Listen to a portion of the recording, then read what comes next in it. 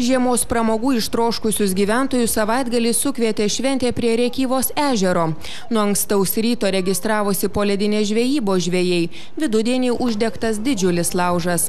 Susirinkusių pramogautojų akį traukė ledo jachtų, šunų vikrumo varžybos, tautodailininkų mugė, atlikėjų dainos ir net kareiviška košė. Prieš 6 metus, matyt, nebuvo tiek daug žmonių, kiek šiandien. Aišku, labai didelis rūpestis ir pergyvenimas buvo dėl aplinkos, daug sniego. Galvojame, kaip jį nuvalyti ir kaip sutvarkyti aplinką, kad žmogus galėtų patekti į šventę labai saugiai. Pavyko viskas. Programa, kaip įprasta, paruošta visai šeimai.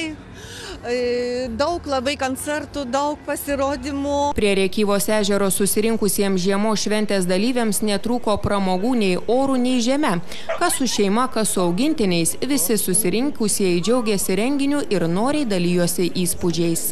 Šventėje išbandė motociklus ir labai patiko. Tokie šiek tiek ekstremalūs pojūčiai.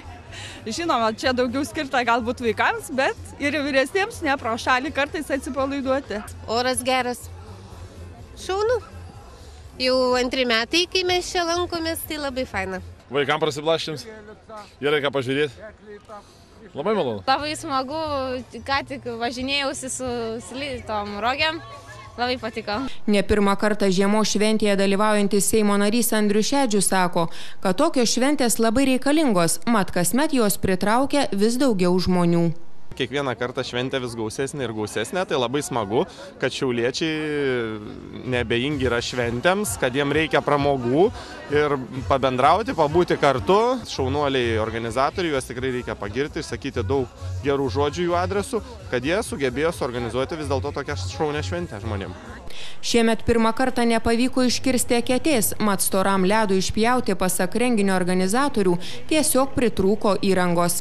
Visgi susirinkę Šiaulių apskrities ir Latvijos ruoniai eketę iškeitė į maudinę sniegę.